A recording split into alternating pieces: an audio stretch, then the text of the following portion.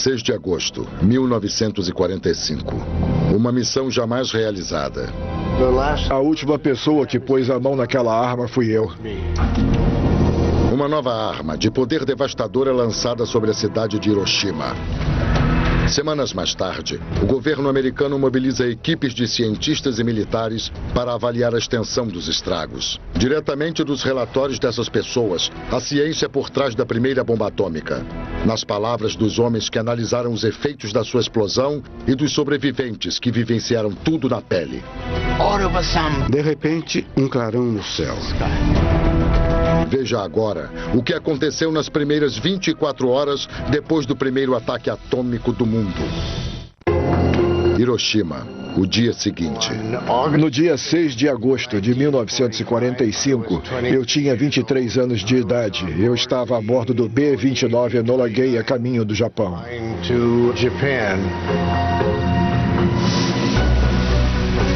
1945, 6 de agosto. Eu tinha 13 anos. Em 6 de agosto de 1945, eu estava perto da janela, olhando para fora. 6 de agosto de 1945. Eu era um bebê de 8 meses de idade. E este aqui é o vestido que eu estava usando neste dia.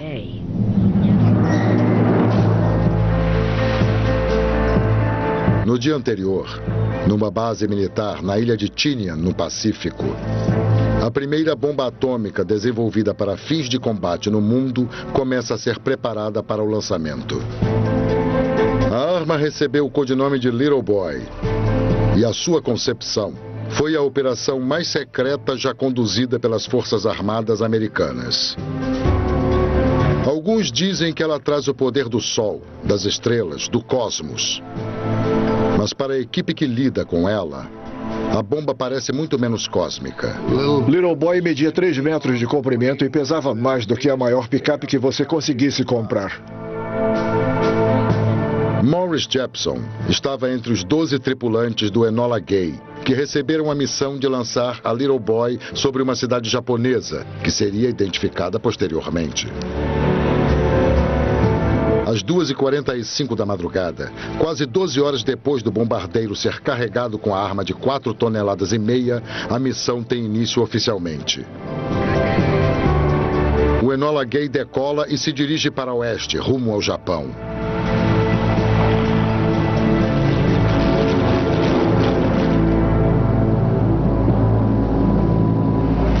Eu vi a Little Boy pela primeira vez quando entrei no compartimento de bombas.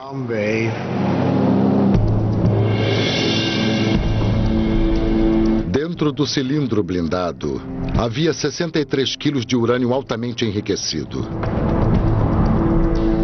A carga de urânio se divide entre um projétil e um alvo. A bomba funciona como um revólver gigante. Sacos de pólvora são acesos para criar a pressão que faz o projétil se deslocar para a frente e esmagar-se contra o alvo. Em questão de segundos, a massa crítica cria uma reação nuclear em cadeia, liberando uma quantidade colossal de energia destrutiva. Mas como os bombardeiros B-29 são conhecidos pelos acidentes na decolagem, os sacos de pólvora ainda não foram acoplados à bomba. Agora que o avião já está em voo, Jepson e o capitão Deck Parsons podem colocar os explosivos no lugar.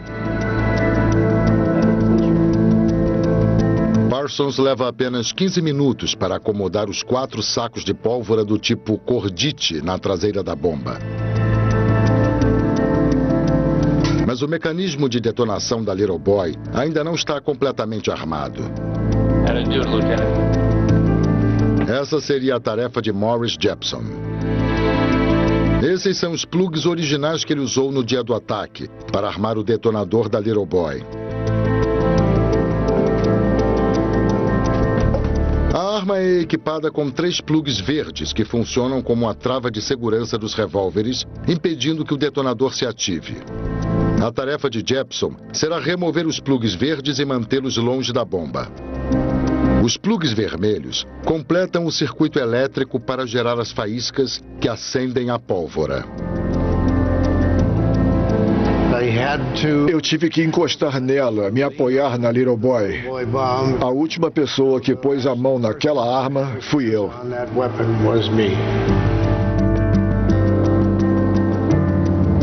Depois que o último dos plugs vermelhos é encaixado no lugar, a bomba ganha vida.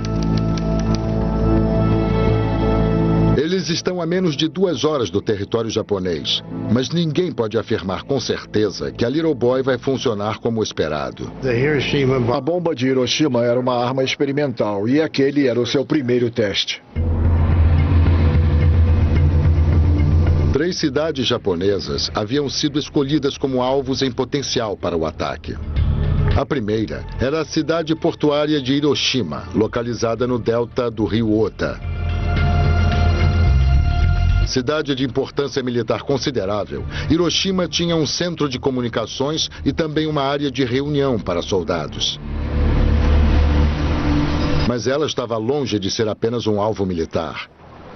85% da população local era de civis. Desde março de 1945, quase todas as principais cidades japonesas haviam sido bombardeadas, mas Hiroshima permanecia intacta. Embora o Enola Gay já sobrevoasse o território japonês, o destino da cidade ainda não estava selado. Tudo iria depender das condições climáticas. Um dos pré-requisitos para o ataque era que o alvo escolhido fosse plenamente visível do alto. Aviões meteorológicos seguiram na frente para verificar as condições sobre as 3 cidades selecionadas previamente. Era uma manhã de céu claro em Hiroshima. O seu destino agora era inescapável.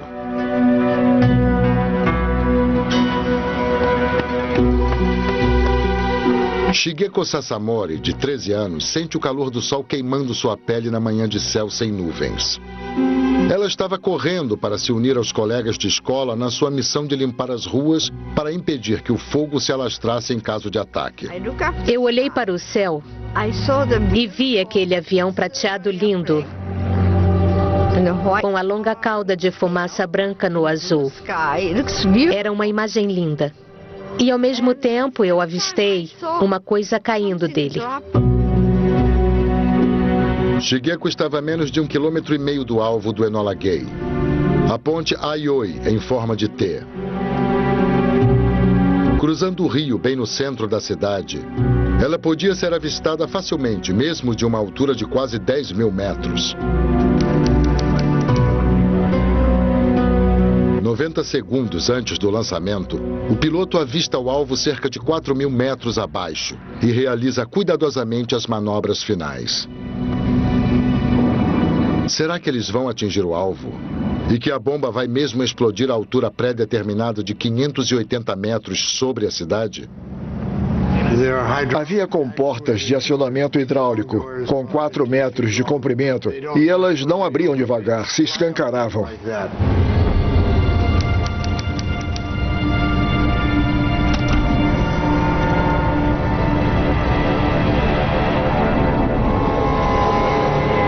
Jepson e o restante da tripulação haviam feito os cálculos e esperavam que a bomba detonasse dentro de 42 segundos. Na virada dos 43 segundos, eu estava nervoso. Não tirava os olhos do monitor, pensando e contando mentalmente. Mas não era só a tripulação do Enola Gay que estava fazendo uma contagem regressiva às 8h15 da manhã daquele 6 de agosto. Takashi Tanemori, de 8 anos, havia saído de casa às 8 em ponto para ir à aula. Ele estava ansioso para brincar com os amigos. Nessa manhã em especial, eu mal podia esperar para a brincadeira de esconde-esconde porque havia sido escolhido como pegador. Então estava perto da janela olhando para o lado de fora. Enquanto Takashi conta os minutos, milhares de outras pessoas estão nas ruas a caminho do trabalho ou da escola. O voo solitário do Enola Gay não é motivo de alarme. A visão não se parece em nada com os esquadrões de bombardeiros que as pessoas se acostumaram a temer. As pessoas acharam que era um avião meteorológico.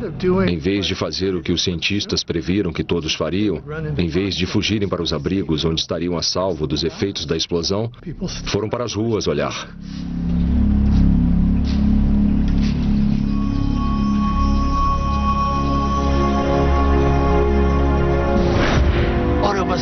De repente, um clarão no céu. Um branco absoluto. Eu enxerguei os ossos dos meus dedos como se estivesse vendo um raio-x. Foi muito intenso.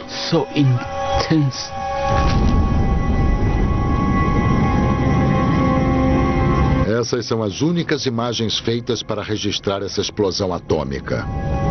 A parca documentação de um evento que mudaria o rumo da história. Em instantes, o cogumelo atômico se ergueu a 16 quilômetros de altura. Ele se alastrou por um raio de 5 quilômetros sobre a cidade e os seus mais de 350 mil habitantes.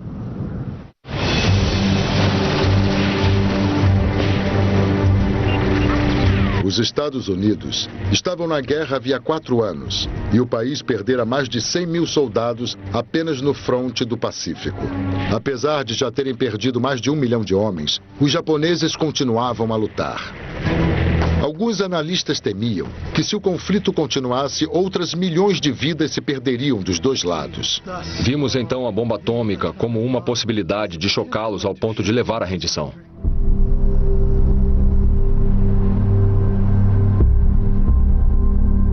A nova bomba reduz o outrora vivo centro da cidade de Hiroshima a escombros. 70 mil pessoas morreram na hora. E outras 70 mil ficariam feridas. Foi a maior mortandade já provocada por uma única arma. Mas o Japão não desistiu de lutar. 3 dias depois, em 9 de agosto, os Estados Unidos lançam uma segunda bomba atômica. Dessa vez, a cidade foi Nagasaki. Mais 40 mil pessoas morreram. O Japão apresenta a sua rendição formal 3 semanas mais tarde. A guerra mais sangrenta já vista no mundo finalmente está terminada. Quando os americanos pensam em Hiroshima, a narrativa cessa depois que o cogumelo atômico toma conta do céu e o Enola Gay inicia sua volta para casa. Já para os japoneses, é nesse momento que a narrativa começa. Poucas semanas depois da rendição japonesa, o presidente Truman solicita um relatório sobre os danos físicos e fisiológicos provocados pela nova arma. Centenas de cientistas, engenheiros e militares são recrutados para a tarefa.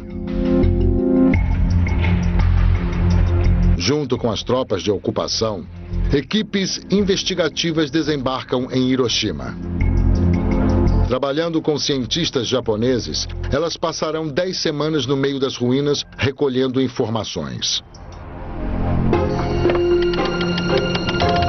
A fim de compreender melhor o poder devastador da bomba, os analistas separam os 3 principais efeitos da explosão atômica. No momento da detonação, uma explosão de energia é liberada num volume pequeno de ar. Isso cria uma bola de fogo branca e brilhante, mais quente que a superfície do Sol.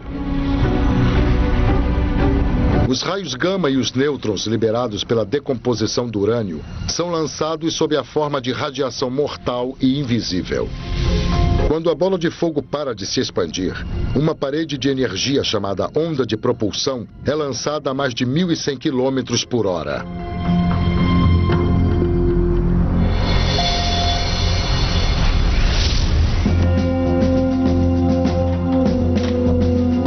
Em seu relatório, os cientistas descreveram os efeitos do primeiro estágio da explosão. Um relâmpago de calor. O clarão da explosão emitiu um calor radioativo que se espalhou na velocidade da luz. Ele gerou temperaturas de até 4.000 graus Celsius, o dobro do ponto de fusão do aço.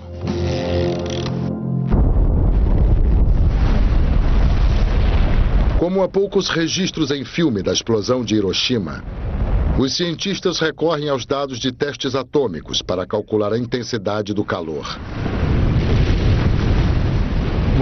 Quando a arma é detonada, uma quantidade imensa de energia é gerada num espaço curto de tempo.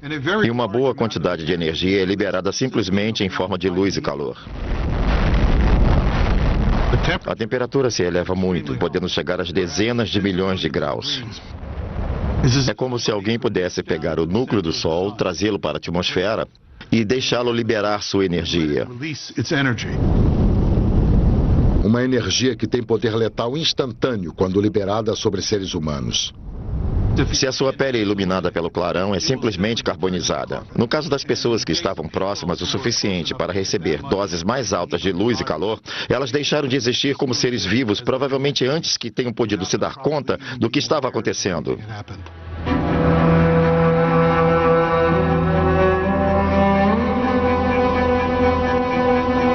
É impossível saber a quantidade exata de cidadãos que foram transformados em pilhas de matéria carbonizada nesses primeiros segundos da explosão.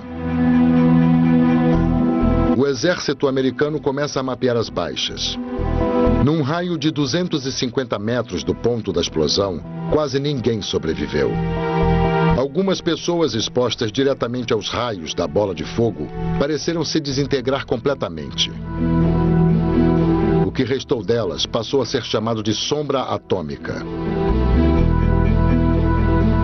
Essas marcas de pessoas e objetos desaparecidos estão por toda a cidade.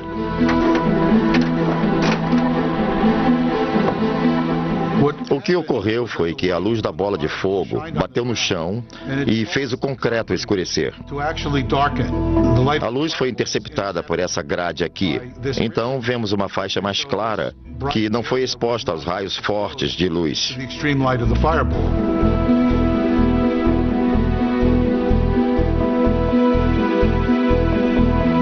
As sombras atômicas forneceram elementos aos cientistas para analisar o local da explosão. Graças a elas foi possível medir a direção e a altura da explosão nuclear. Porque traçando linhas de prumo, você conseguia apontar a localização da explosão nuclear.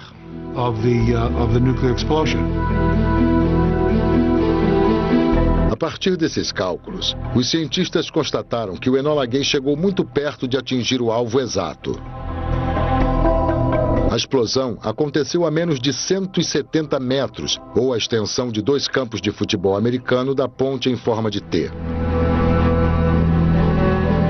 Mais da metade daqueles que foram mortos num raio de 800 metros da explosão morreram em decorrência de queimaduras graves.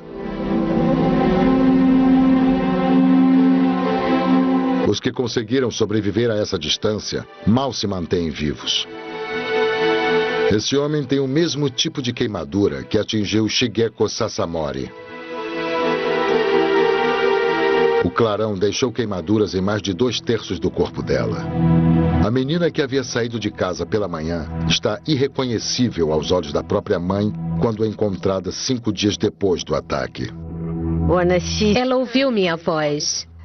Mas a pessoa que estava ali não se parecia comigo. Os cabelos e o rosto tinham virado uma grande bola preta, toda redonda. Mas onde está o nariz? Onde estão os olhos? Não dava para ver.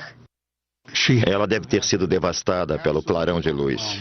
Deve ter sofrido queimaduras graves na pele. As roupas devem ter ficado em chamas.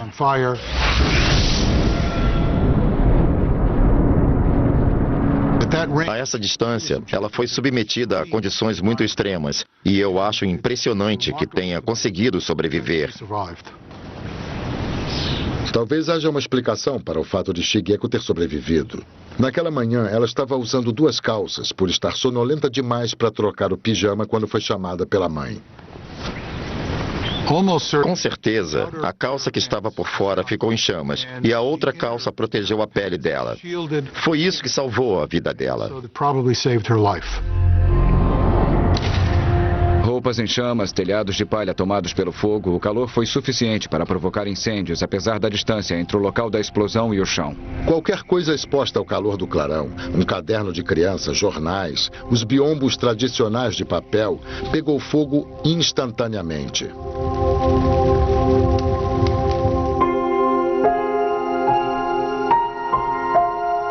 A temperatura de mais de 1.700 graus foi capaz de fundir até telhas de barro em formas irreconhecíveis. Esse clarão intenso queimou o granito, queimou o aço, queimou o ferro e o vidro.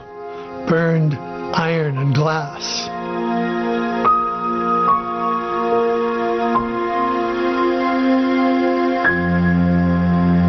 Essa lancheira foi encontrada a 550 metros do local da explosão. A estudante que a levava tinha aproximadamente a mesma idade de Shigeko. Ela estava cuidando da sua rotina, levando o almoço ali dentro, e foi destruída pela bomba. Só o que restou foi a lancheira toda calcinada e retorcida.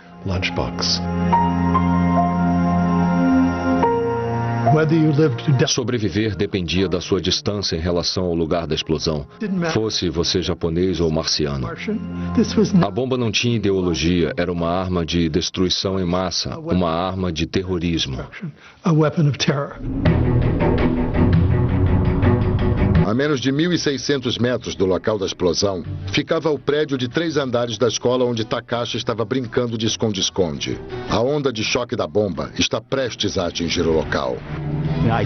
Eu não sei exatamente como foi que aconteceu, mas o prédio da escola caiu.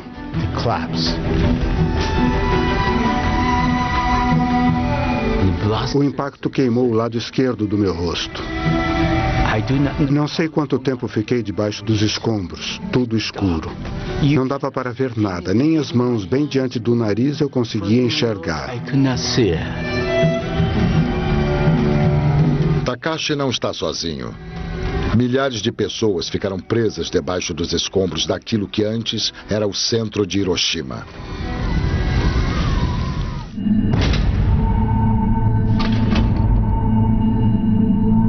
A onda de choque criada pela bomba Little Boy devastou a cidade em menos de 10 segundos. Mais de 60 mil edifícios foram destruídos ou danificados gravemente pela bomba. Isso representa mais de 67% das estruturas da cidade. Um minuto depois da explosão, a força da onda de choque sacode a tripulação do Enola Gay a 15 quilômetros de distância e voando a uma altitude de 29 mil pés. O avião foi sacudido. Era a passagem da onda de choque. Tudo bem, aquilo já era esperado. Mas uns poucos segundos depois, veio outro solavanco. E ninguém a bordo sabia o que havia sido aquilo. O segundo impacto significa que a bomba havia explodido de acordo com o planejado, 580 metros acima da cidade. Para compreender a dinâmica das ondas de choque, simulações de explosões são registradas com a técnica de fotografia ultra-rápida.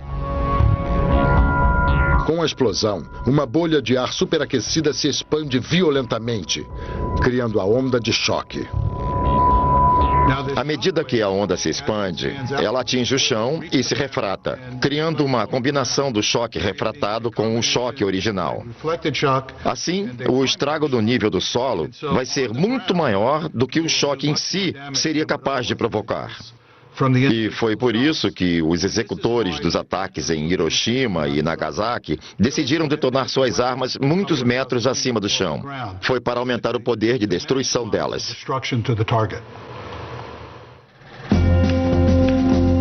Se a Little Boy tivesse atingido o solo japonês, a própria terra absorveria a maior parte da sua energia. Mas uma detonação no ar força a onda de choque a se alastrar, detonando praticamente tudo o que encontra em seu caminho. Os estragos foram graves, num raio de 5 quilômetros do local da explosão. Mais de meio século depois, a cidade devastada de Hiroshima foi totalmente reconstruída. Restam poucas cicatrizes visíveis da explosão da bomba. Mas um prédio que ficava quase exatamente abaixo da explosão foi deixado do mesmo jeito até hoje, como um símbolo da paz.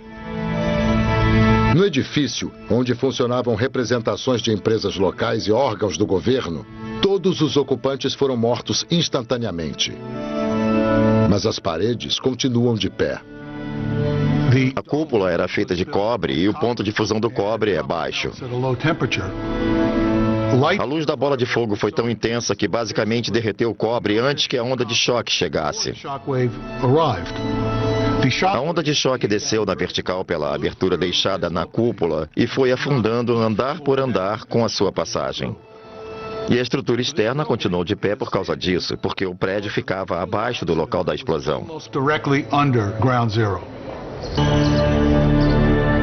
Mas a maior parte das construções na cidade não era feita de concreto, e sim de papel e madeira.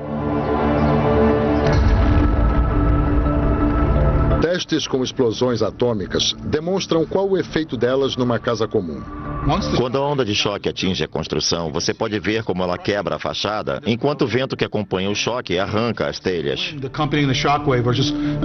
Mas note também que o prédio é envolvido num sistema de alta pressão que o esmaga, deixando-o em pedaços. É como se você abrisse um guarda-chuva no meio da tempestade.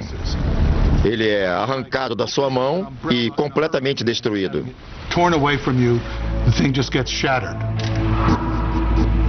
Vidraças e destroços lançados pelo vento se transformam em estilhaços perigosos num raio de até 20 quilômetros do local da explosão. Os estragos foram bem documentados depois da chegada das tropas americanas. Mas no próprio 6 de agosto, a violência do momento ficou registrada apenas nas lembranças dos sobreviventes. Muitos escolheram pintar o que viram naquelas primeiras horas.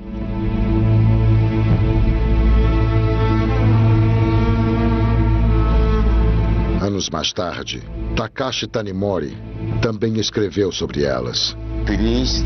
Debaixo dos escombros, eu estava enterrado de costas. Não conseguia me mexer.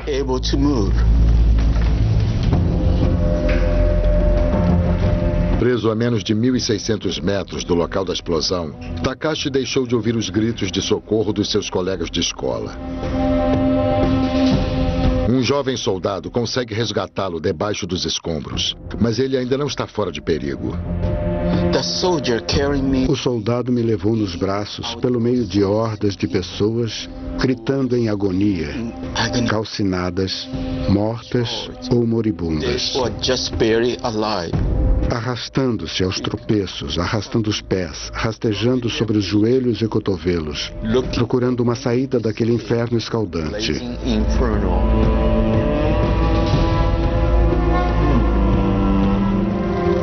O que restou foi o que os sobreviventes chamaram de Cidade da Morte. A cidade de Hiroshima virou um oceano vermelho de fogo. A cidade toda estava queimando. Os rios que cortam a cidade eram um dos únicos refúgios para os sobreviventes que buscavam fugir do calor e das chamas. Mesmo gravemente queimada, a jovem Shigeko Sasamori consegue chegar à margem de um rio. E lá se vê cercada pela morte e pelo sofrimento. Eu ouvi o grito de um bebê. Lembro até hoje muito claramente. A mãe estava toda cheia de sangue e tentava amamentar o bebê. E o bebê estava tão... Quando lembro dessa parte, não consigo suportar.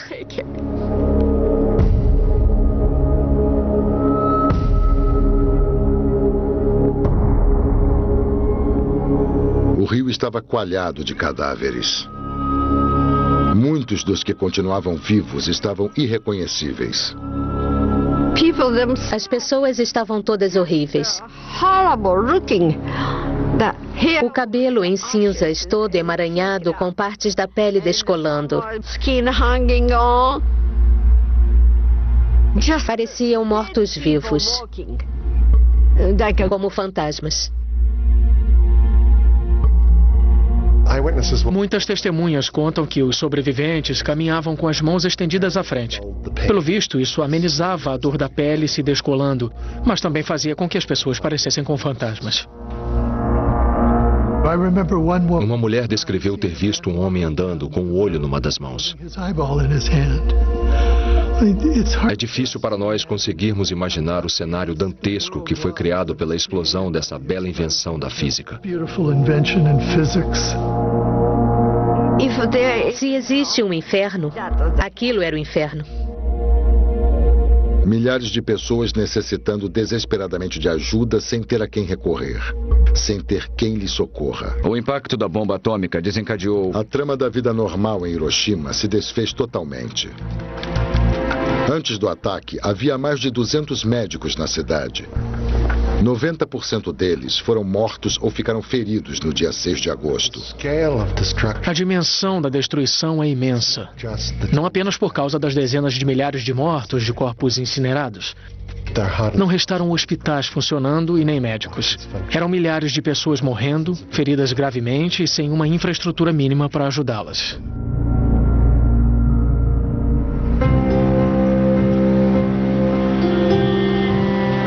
Essa parede foi tudo o que restou do Hospital da Cruz Vermelha, que ficava a menos de 1.600 metros do local da explosão.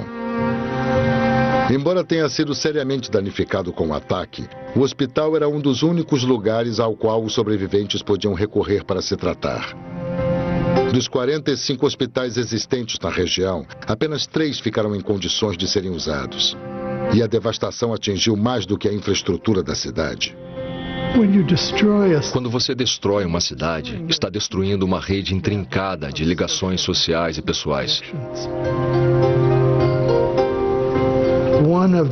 Um dos horrores para os sobreviventes foi ver o seu mundo incinerado.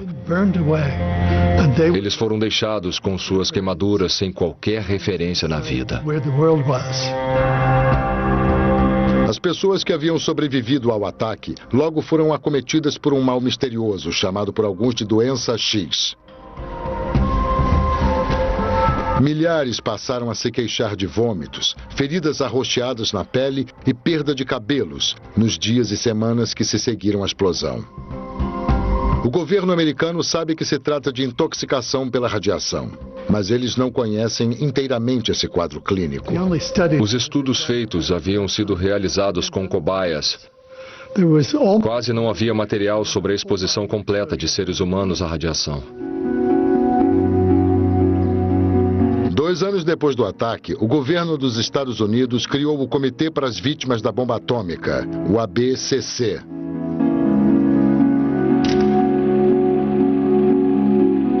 A missão do órgão não é tratar os sobreviventes, mas observá-los e estudar a taxa de mortalidade e os efeitos que a exposição à radiação está provocando na saúde deles.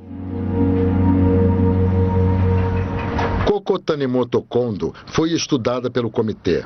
A menos de 1.600 metros do local da explosão, Koko era um bebê de 8 meses no colo da mãe no momento em que a bomba foi detonada. Era nesse lugar que ficava a nossa casa. Com esse prédio novo, fica difícil imaginar. Mas é isso aí. Era este lugar. Às 8h15, eu estava com a minha mãe e a casa foi destruída.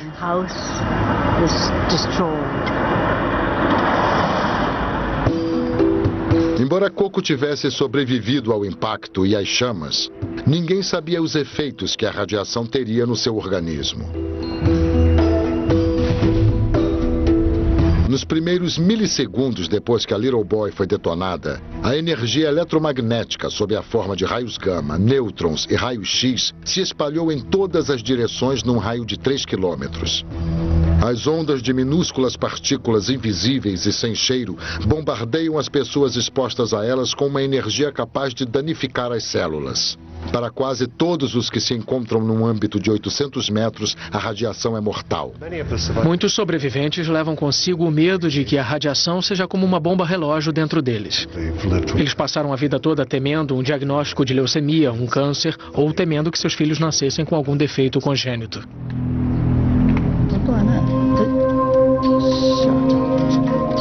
Anos depois de ver a casa onde morava destruída, Coco se torna parte do estudo da ABCC. O mundo inteiro queria saber como a radiação afeta o corpo humano e a melhor maneira para isso é examinar as crianças.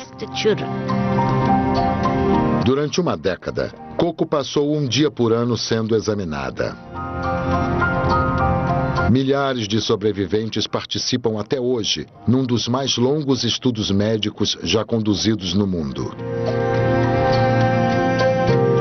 O ABCC, hoje transformado na Fundação de Pesquisa sobre os Efeitos da Radiação, mantém dados coletados de mais de 120 mil sobreviventes da bomba atômica. Hoje, com a colaboração do governo japonês, as informações da Fundação continuam esclarecendo para nós como a radiação atua no corpo humano. Nós, mamíferos, morremos se expostos à radiação, porque as nossas células sofrem danos no seu DNA, nos cromossomos e param de se dividir. Quando as células param de se dividir, o sistema imunológico deixa de funcionar. Os órgãos internos entram em colapso. Fetos deixam de se desenvolver. O processo da vida cessa. Mas o entendimento disso teve um custo para sobreviventes como Coco. Quando ela chegou à puberdade, os exames na ABCC ficaram difíceis. Aos 14 anos, Coco foi levada da sala de exames particular para um auditório. O médico me disse para subir ao palco. A luz era tão forte que eu não conseguia enxergar quantas pessoas estavam lá. Mas ouvia as línguas diferentes, então imaginei, deve ser a reunião dos médicos.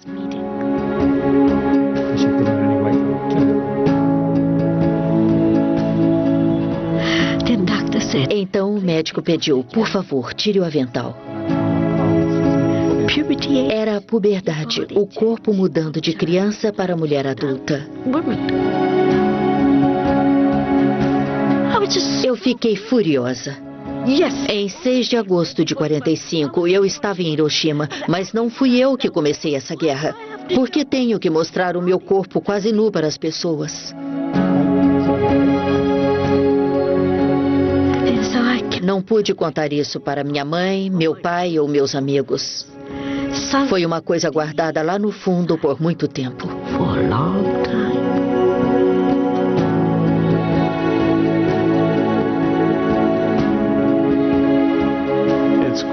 É compreensível que se sintam tratados como cobaias. Mas é graças à lealdade e à colaboração deles que o seu legado, a informação colhida com eles, servirá ao benefício da humanidade. Coco nunca conseguiu ter filhos, um dos efeitos possíveis da exposição à radiação. Mas a participação dela no estudo criou um outro tipo de legado. Os dados colhidos pela ABCC são usados para ajudar a tratar outras vítimas da exposição à radiação, como as do acidente de Chernobyl. Quando eu soube disso, foi uma alegria.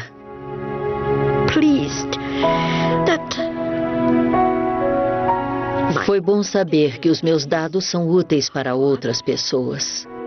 Hoje, informações científicas contidas nos estudos das vítimas da radiação são partilhadas livremente pelo mundo. Um manto de segredo sempre envolveu o mundo da ciência atômica, desde a época da concepção das primeiras bombas até hoje.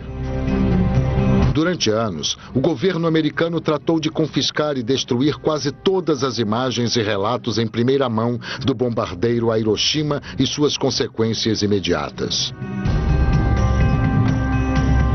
Somente em 1952, 7 anos depois do ataque, essas, que são as únicas fotografias tiradas no dia do bombardeio, foram levadas a público.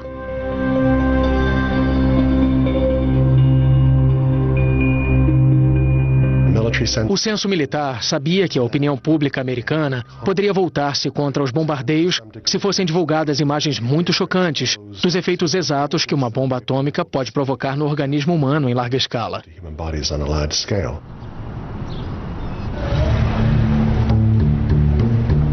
Embora não quisessem mostrar os detalhes dos seus efeitos ao público, os militares estavam interessados em compreender melhor o poder dessas novas armas. E para isso, usaram imagens filmadas de testes atômicos posteriores. 5, 4, 3, 2, 1, detonar!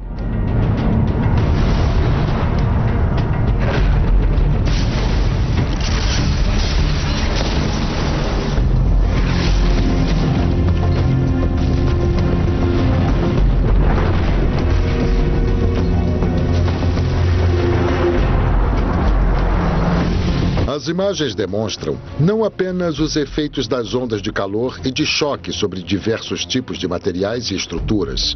Ao estudar a explosão em si, os analistas conseguem mensurar a distância e o rendimento de cada arma.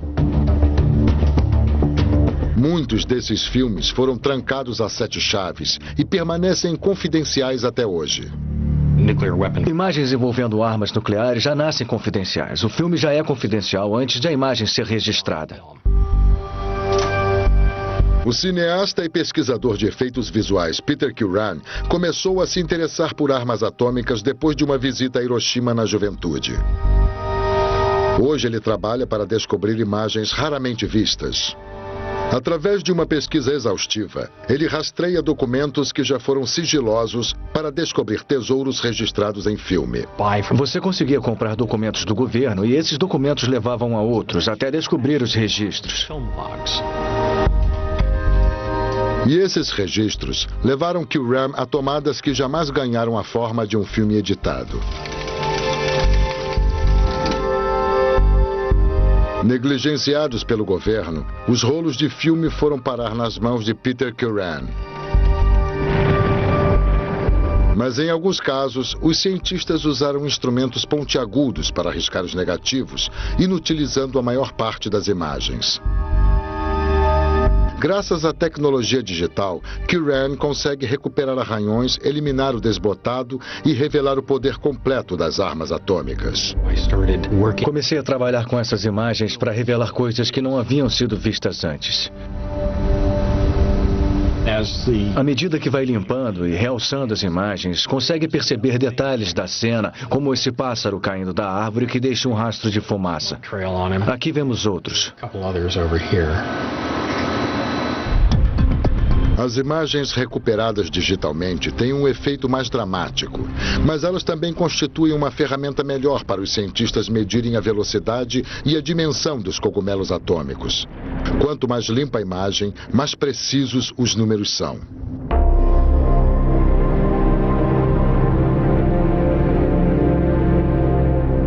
Os analistas militares que testemunharam a escala impressionante de efeitos sinistros das armas atômicas encerram o seu relatório com um comentário sombrio. Não existe argumento mais forte em favor da paz do que a imagem de Hiroshima devastada. Essas armas agem tão indiscriminadamente e são tão letais que nós somos obrigados a classificá-las como armas de genocídio. Não há outra alternativa. Hoje é difícil avistar os resquícios da cidade devastada.